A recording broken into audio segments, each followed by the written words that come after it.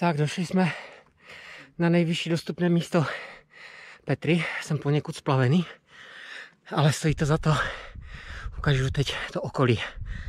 Teď mám 152, takže jako kdybych uběhal 10 km třeba. Tak já to otočím a podíváme se.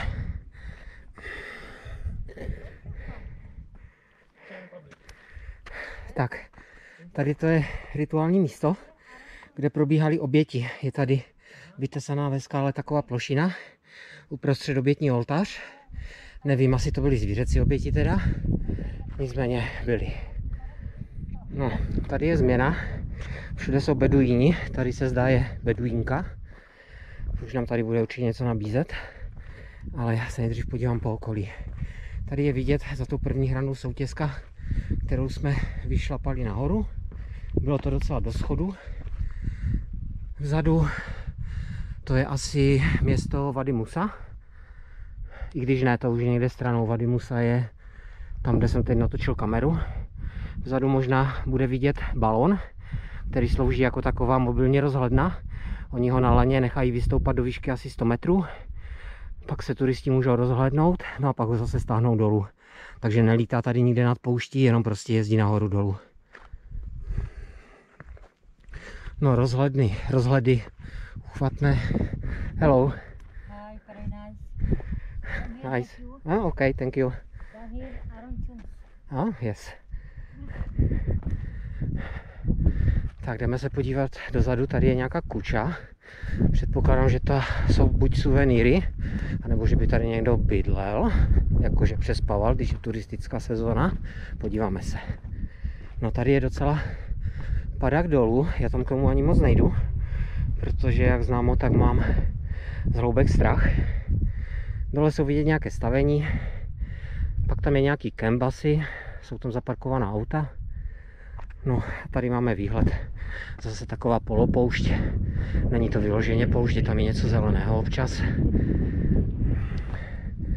Příjemně tady fouká, takže mě to ochlazuje, protože tričko mám durch. Tak a já to tady zkusím projít po okraji té skály a sejít dolů. Ono se asi bude lepší. Ne, tak asi tudy. Uvidíme. Jo, tady to půjde. Hlavně neuklouznout. Dobrý. Jo, krása.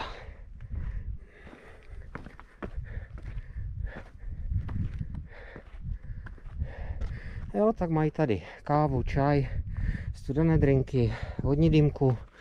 Co asi více člověk může přát.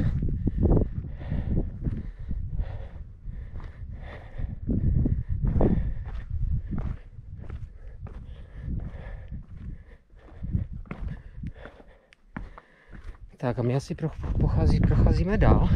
Vlastně ne, my přijdeme na výhled a pak se musíme po stejné cestě vrátit a budeme pokračovat dál po té takzvané oranžové značce. Tady to značené není, ale my se vždycky mrkneme do mapy, když nevíme kam jít. Tady jsou takové příkré schody. V jedné ruce mám tu kameru, takže se přidržuju vždycky jenom jednou rukou. Je to takové chrlaté. Dobrý.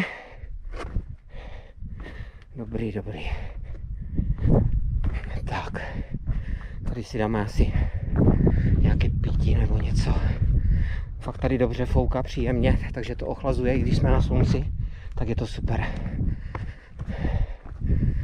Tak, tady to ještě sejdu, kousíček. No a jsem dole. Hezký.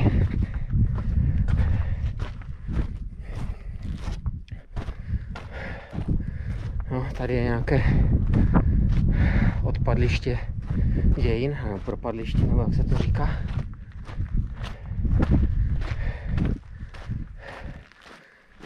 A před náma bude krásně vidět údolí Petry.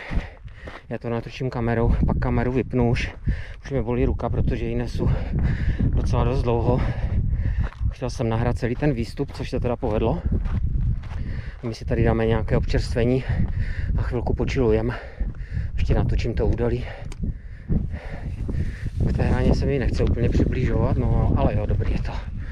No a vlastně já tu kameru teď nasměruju dolů, pardon, šel jsem nahoru. A dole jsou vidět stany a nějaká auta. Tam jsme vlastně přicházeli. Aha, tak nepřicházeli, tam budeme odcházet, my jsme přicházeli Soutězkou a ten samotný vstup do Soutězky odsud není vidět.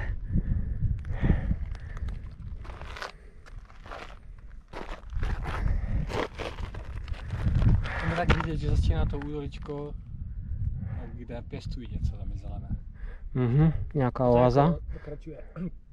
Víc dovnitř.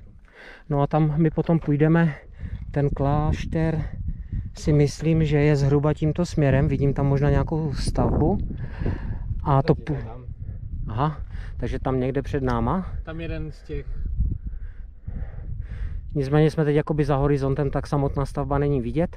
K němu vede, jak říkám, jenom jedna cesta, takže tam i zpět se jde po jedné stezce. Myslím, že někteří z naší skupiny to asi nepůjdou, protože je tam i převýšení docela.